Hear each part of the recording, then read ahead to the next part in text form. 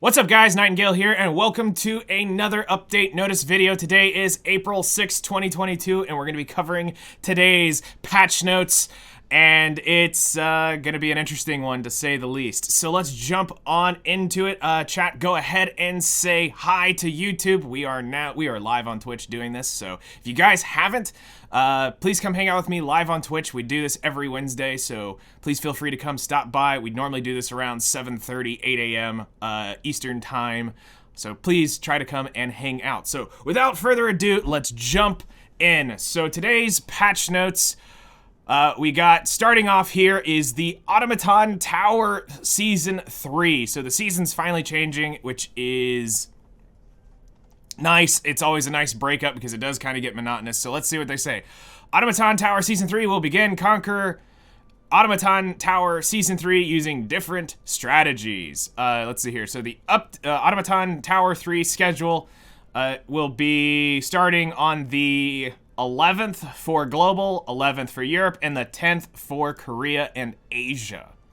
Enhancement devices. Some enhancement devices from Season 2 will be replaced with Season 3 enhancement devices. Oh, what is this the one I think this is? Level 1 front row Defiance device. At the start of the battle, grants Defiance unique effect to the hero in the front row to provokes all enemies for 1 turn. Damage dealt by Defiance unique by 25-50-100. According to the device's level, ignores effect resistance. At the end of the turn, after being attacked, inflicts damage proportional to the caster's max health to all enemies. Yay, your General Purgus is back! Or your biggest, thickest dude is back for this. That's actually kind of fun. So let's see here. Check the device inventory in the Automaton Tower to see more details about each device. So yeah, it's cool that they rotate out devices so it's not the same trick being used every week. And some of them make it a little bit harder, some of them make it a little bit easier. This one's a pretty fun season because it's just throw GP in the front and have fun if you have him. Some hero enhancement devices from Season 2 will be replaced with Season 3 heroes. Ah, yes, the Dragon Nolly. So who will be removed is Tywin says Yuna, Elena, Ravi, and Tenebria, and will be replaced by Alencia, Edda, Selene, Kayron, Bellona, and Rey. So since people have been seeing a good rise of Edda, I'm willing to bet people are going to try to be doing a little bit more of her in this season. And of course it says check for more details above about each device. New monster enhancement devices. Some of the devices from Season 2 will be replaced with Season 3 monster devices. And one of these is Floor 10 modification device. When a monster successfully evades, grant stackable increased crit hit chance. So that's going to be kind of annoying depending on where you're at. Alrighty, I think probably the section everybody has been waiting for. We had a few people who were like, why didn't you talk about her?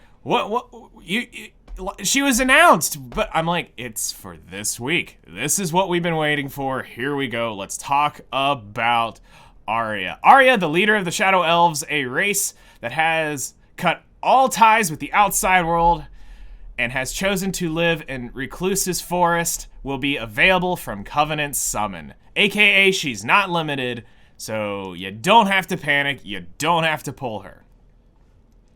Alright, so let's do this. Before we jump in, we're gonna watch the intro of the video and then go over the introduction of her. So let's bring this up right here and get this ready for your viewing pleasure. I do not regret any choice I made for the sake of my kind. Whoops, wrong one. I clicked the wrong button. It's this one. I do not regret That's the one. any choice I made for the sake of my kind. I'll let you know what sets me apart. I'll be with you. The power of the shadows. 아리아는 Alright, so now we're not going to listen to him talk because why do we want to listen to that? Alright, so the first thing we really want to bring up here is, let's just talk about the most important part of this, which is the fact that she has a very nice lobby animation. Alright, so first thing we want to go see is the stats. The stats are the most important part here. Chad, I think you know what really belongs here. I think you should probably start filling that out. If you know what if you've got it, you know what I'm saying. All right, so yes, her stats. So she is a Ice Mage Taurus. So for those of you who don't understand astrological signs, Taurus is basically the same as Sigrid. So you can start preparing for that if you have the ability to. The attack is decent. Oops, I didn't mean to start it. The attack's decent, health is okay, speed is a little bit faster than normal, from what I was seeing. Defense, this actually was interesting when I was looking at this, being that she's a defense-based unit. I would have thought that would have been a little bit higher.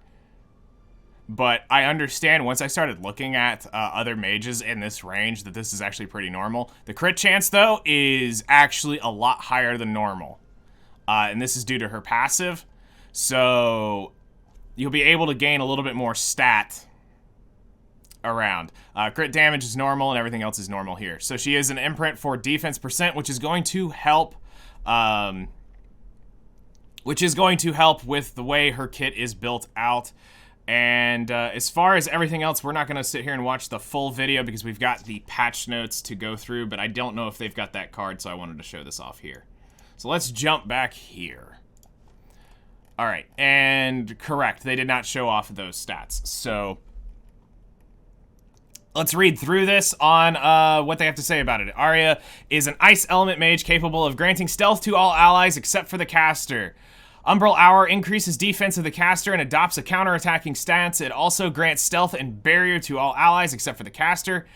Guide of Darkness is a passive skill that increases crit hit chance to the of the caster. Plus, the caster has, as the caster's health decreases, critical damage increases. After using a skill, when full focus consumes all focus, activates Dark Shadow Phantom that dispels buffs and decreases combat readiness. As the damage dealt by Arya skills is based off of her defense, it's recommended to equip her with equipment that increases her defenses. Logic, right? Okay, so let's talk about her skills. So her S1 is Shadow Call. It acquires 1 focus. Attacks 2 enemies with shadows with a 40% chance to decrease hit chance for 1 turn. Damage dealt increased proportional to the caster's defense, which means she cannot be put on penetration set. So if they attack more than 1 person, it's not going to be able to be used like that. So for some people, basically, this is really Arby's S1, but done in a different skill, if you really want to get down to it. Her Soul Burn grants an extra turn. Now, I understand why it's here and not on her S3, because I feel like that would have been kind of a little too troll to be able to do that if you had that. Plus, with focus-based units, once you get their S3, so it's like Archdemon Mercedes, she gets the extra turn if she lands something here. So it makes sense that they're going to put it here.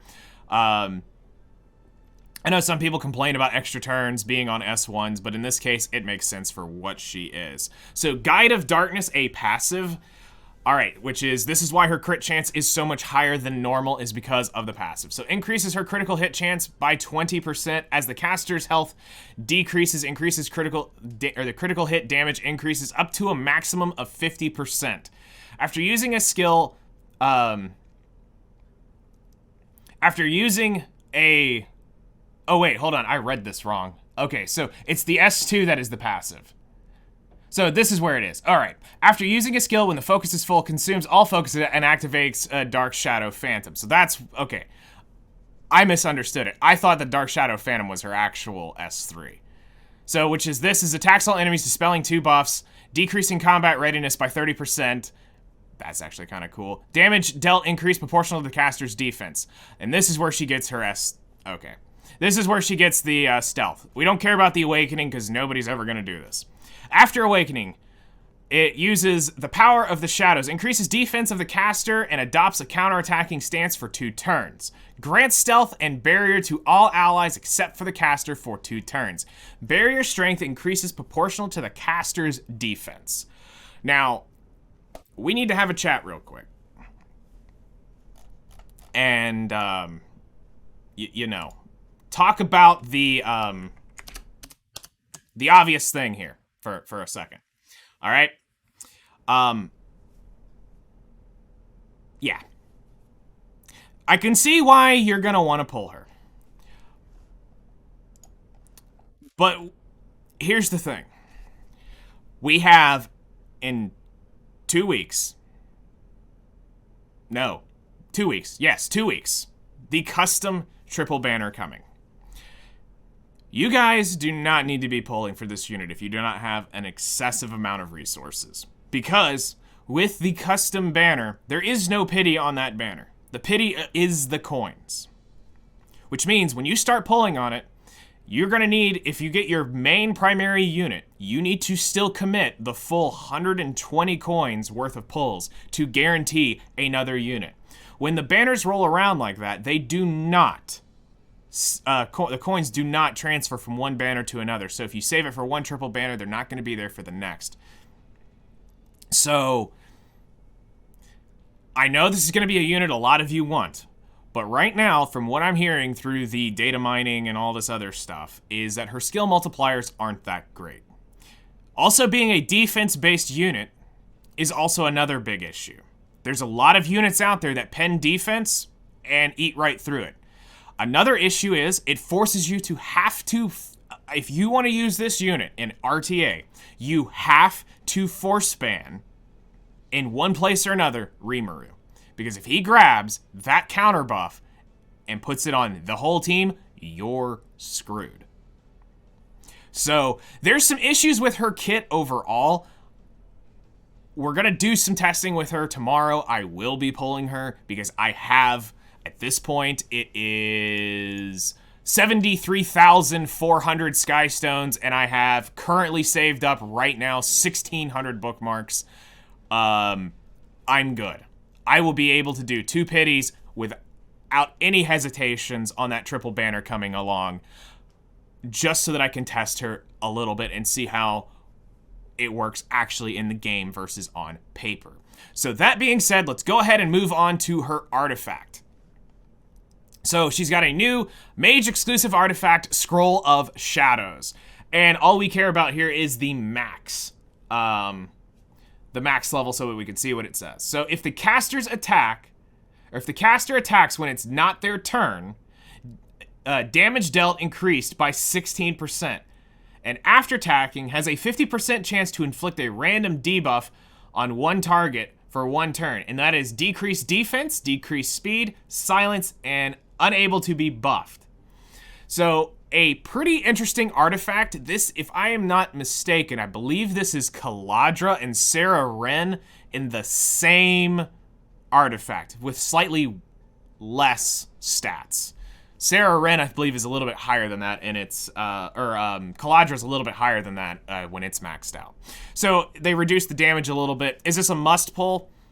I wouldn't say must pull, but if you get it, it's definitely there. Because again, you shouldn't really be fishing around.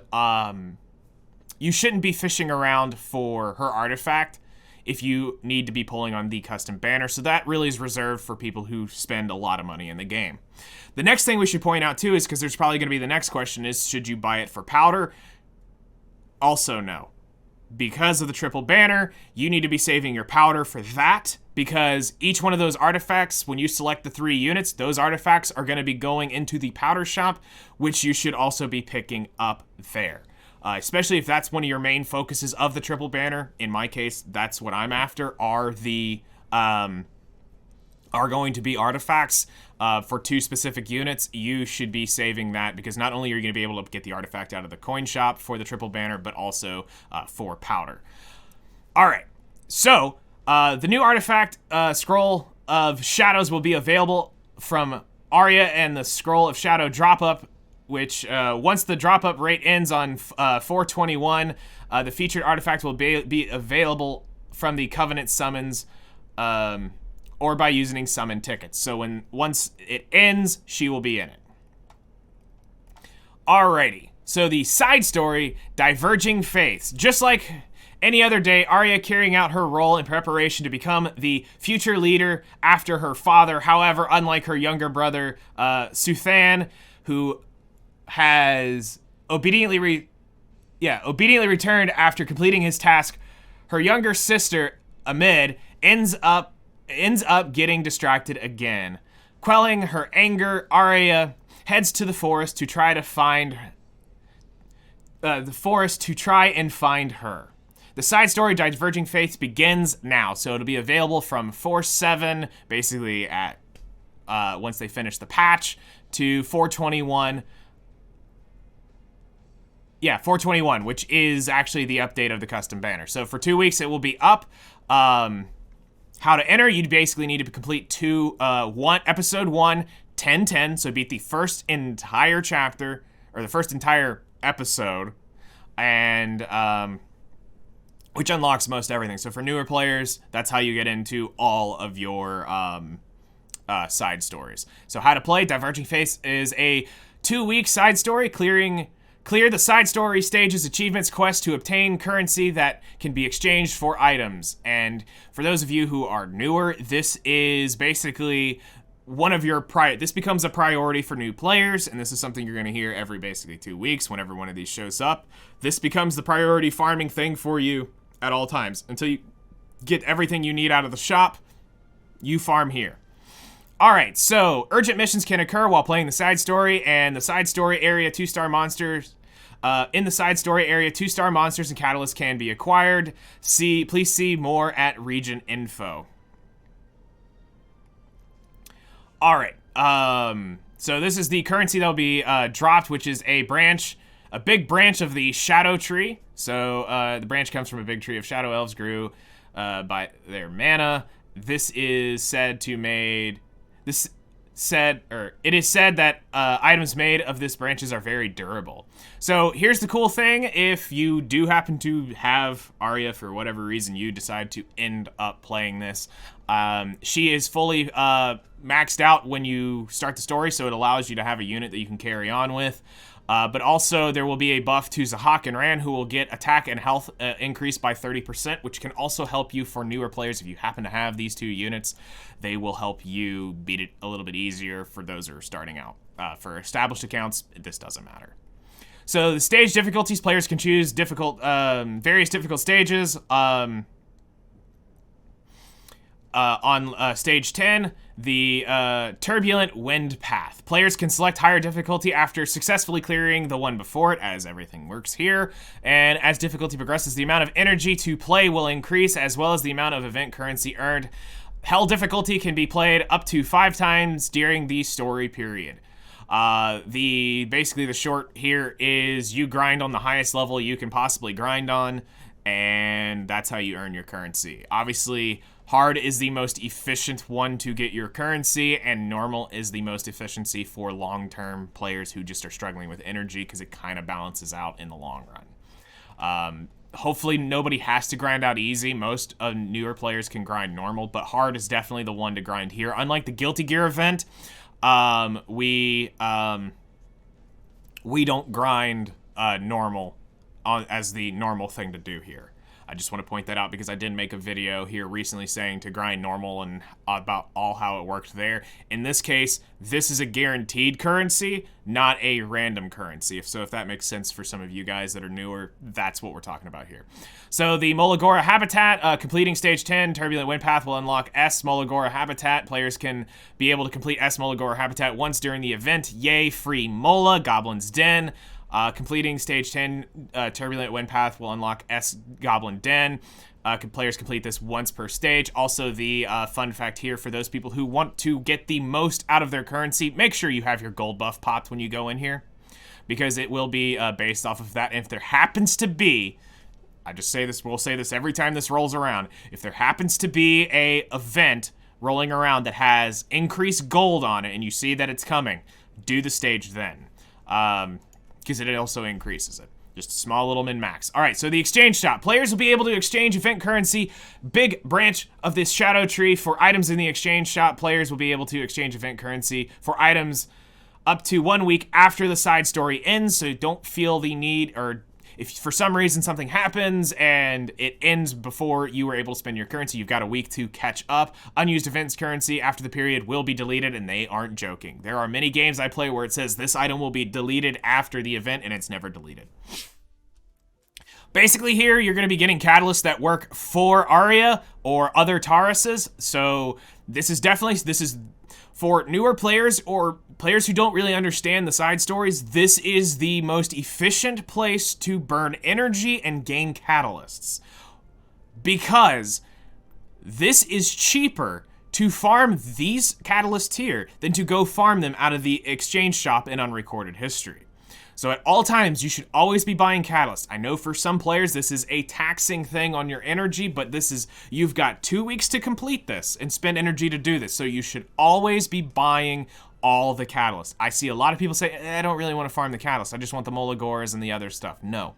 Farm all the catalysts. It's the most energy efficient thing you can do in this game. So it's going to have the catalyst, the Molagora that you can buy. It's got the 3-star Phantasma, then it's also going to have typically an artifact charm, some greater equipment charms, and I know it's got the gold. It's got some runes that are going to be ice-based runes, so if you're low on those specific runes, that will be something else you can exchange for. And I think that's it. There might be one other item in there. I think that's it. I could be wrong.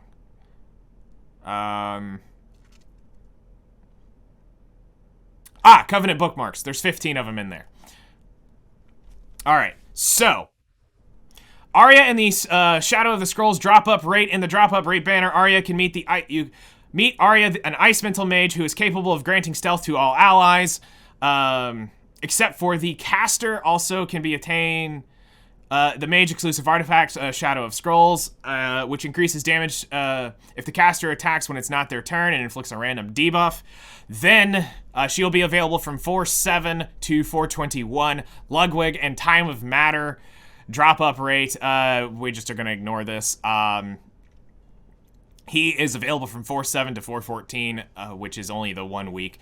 Nobody should be pulling for Ludwig here. Again, the big thing is the custom triple banner is coming. This is what you need to be saving for. This is bait.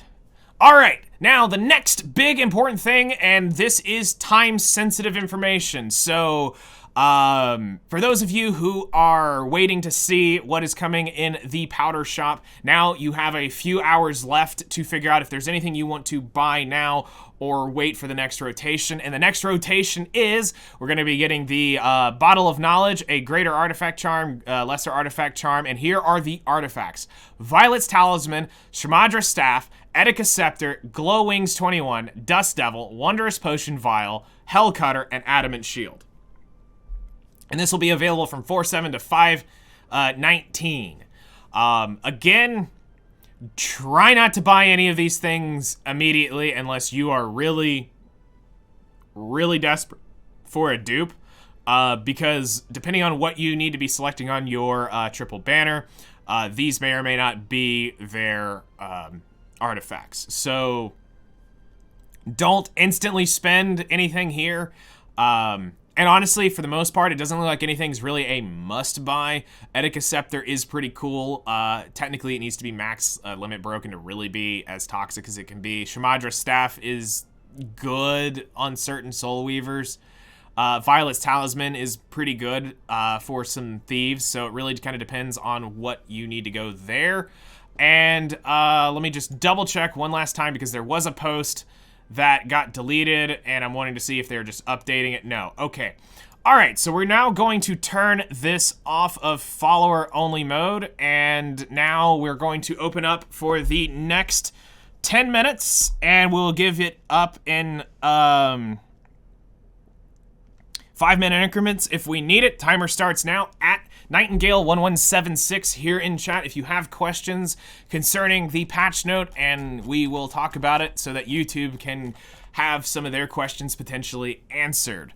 It's a pretty simple patch today. It's not super complicated or anything super major coming, other than two very big and I mean absolutely massive reasons of a update notice.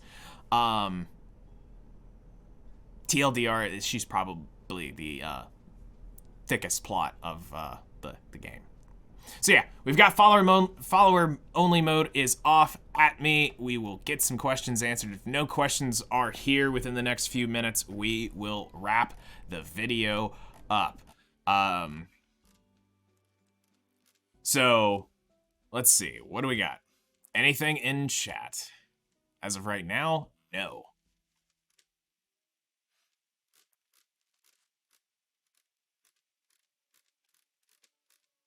Let's see. There was something else I wanted to point out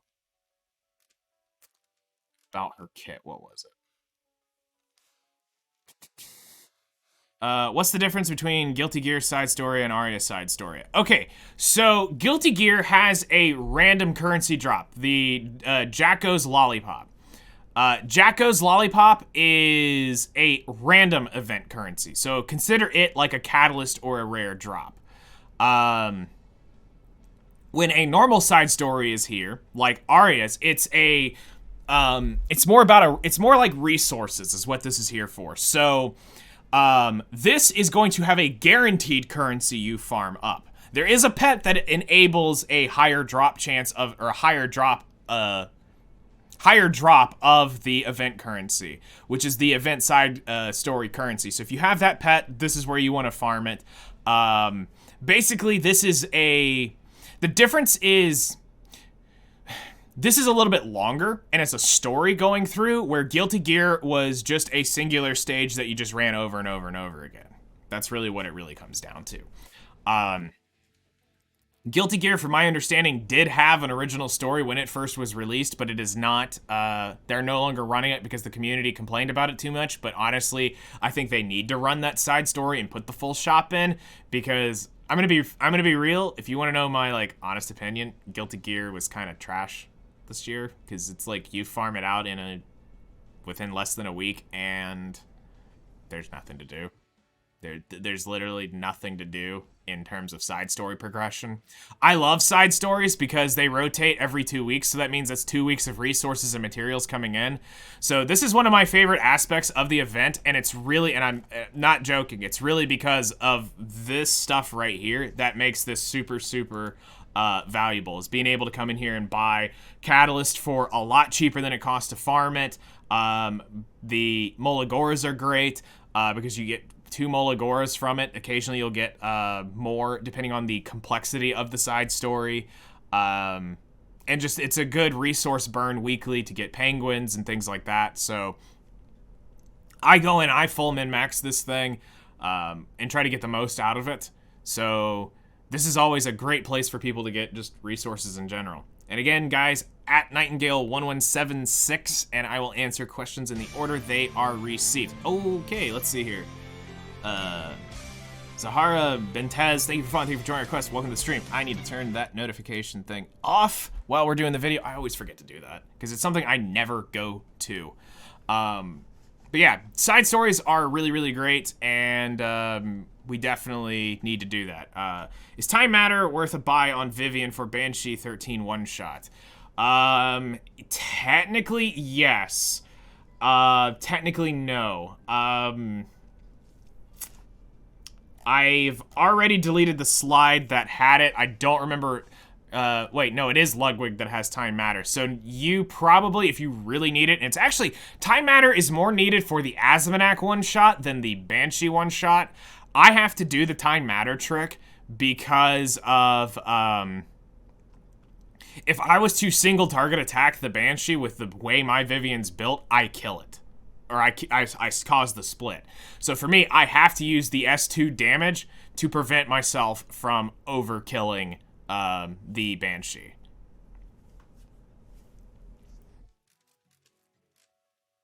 All right, since you didn't at me, I'm still gonna answer this question because I see it. Should we roll for Kowarik tomorrow? No, not immediately.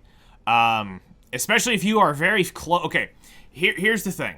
For those of you who are near the beginning of a pity, so if you're within the first 20 or so polls of pity on your Mystic banners,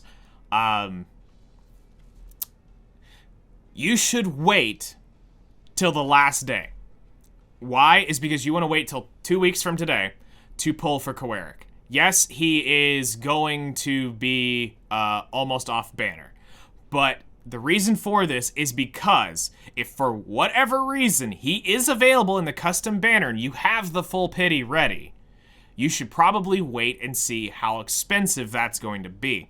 Because you can choose your ML4 and your ML5. I promise you, Celestial Mercedes is cool, but she's not worth the ML4 if you compare it with something more valuable along the way.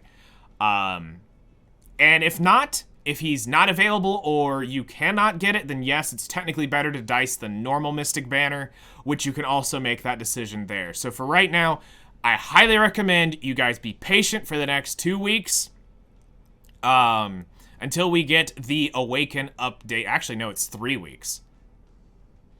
Yeah, it's 3 weeks. We need, because you need to wait till the Awaken update when we get the custom, or whenever we get the, just basically check back every week into the videos, or here live on stream. As soon as we get the custom Mystic banner information, I can help clear this up for Kowarik, because they're not super clear on what's going to happen with this and how expensive it is. Right now, the TLDR is we are assuming it is a current Mystic Pity to buy a unit for coins, and we assume that everything, by wording, everything that has been run up to Bellion is in the banner. Anything that's been run after Bellion, as far as new units, won't be, but that does not, and we're assuming that doesn't exclude or include the units that have been run after Bellion. So any rerun unit after that wouldn't be available. Doesn't make sense, because if you miss the unit, you miss the unit. So we're just assuming it's only referring to, especially with the updated information on the custom banner, we're assuming that it's related only to the new units that have been run. So let's see here. What do we have left? We got 2 minutes left. So if no more questions roll in the next 2 minutes, we are going to wrap up. Are you going to try to build Arya after you pulled her? Yes. Will I mola her? Absolutely not. This unit is not worth 33 molas right away. There is too much screamingly wrong with her. But we will mess around with the tech of her kit to see how well it will function. But this is a very situationally good unit. Again, the big red flags here that stand out to me. You force everybody to have to attack her. If you don't force ban Rimuru, it's over. You steal counter, they're gonna be, everybody's got counter, and now you attack, you're constantly getting counter attacked. You've got the other glaring issue of she is a defense unit. And with being a defense unit, things like Lionheart Sirmia instantly become troublesome for you. So you've got a lot of hard choices to make when coming to ban and trying to use her. So anything that pins defense, watch your Shuriken one-tap her, especially if you have it now forced to where she is the unit that has to get attacked. He's going to just pin the defense and there's nothing to stand there. Ha Young thankfully has type disadvantage, but I've seen her be able to go through this. I don't know how this is going to play out because there's so many things you have to think about when using this unit. Focus-based unit stuff. That means Solitaria has to be watched out for because Solitaria stops focus base skills from spooling up. Something to consider. Also, just as a note, Archdemon Mercedes can seal the unit. And if it's sealed, there's not anything you can do. I think she's a cool design. I think overall she had a lot of neat stuff in her kit. But this doesn't seem like anything really plausible to do nowadays. Now, here's the thing. If you couldn't steal the crit chance, the counterattack thing, and it was an actual hard buff that's given to her. All right, timer's up, so this will be, I'll give anybody in the next 1 minute. If you ask any other questions, I will answer that. So I'll give you guys 1 minute while I finish this up. If the buff, here's what she basically needed to have. If her counterattack buff was unstealable and it was a unique buff to her, yes, this would have been a great concept for her. but it is stealable, so instantly anything that can steal buffs has now a perfect target to hit with. Plus, you also have the bajillion other units that strip and roll buffs back and unbuffable. There's just a whole big can of worms out there that basically says if she gets any of that, it's game over. So, insanely awesome design. I'm not kidding. Okay, y'all can't see this one. She's got a really great design. I can't deny that. And that's what sucks and is so painful about this, that she had such a unique and cool design for being an elf. Like, I love the whole scroll looking thing. I love the hair, the design of the way they did her hair with the pin in the back. The amazing window of the little green bell thing that is right, here. This little thing. I love that attention to detail. The butterfly. Yeah, I mean, we got the butterfly. Yeah. All right. Anyway, so enough about that. That's gonna take care of it for today. Tune in next week. We will have the next update, and that one will be after a live stream, so we should have a little bit more 2-week info coming out soon. If you guys have any questions here on YouTube, go ahead and start saying bye, chat. Say bye to YouTube. For those of you, again, on YouTube, if you do want to come hang out, again, we are live typically around 7 a.m. Eastern Standard Time here on the East Coast of the U.S., so please come and hang out. I'd love to see you guys here, but I know some of you just can't make it, and some of you are YouTube-only viewers, and that's great. I really do appreciate everybody here and there. You guys are awesome, and thank you so much for your support. Tune in next week for the next update notice, and we'll see what is coming next for the future of Epic 7. Take care, and I'll see you in the next one.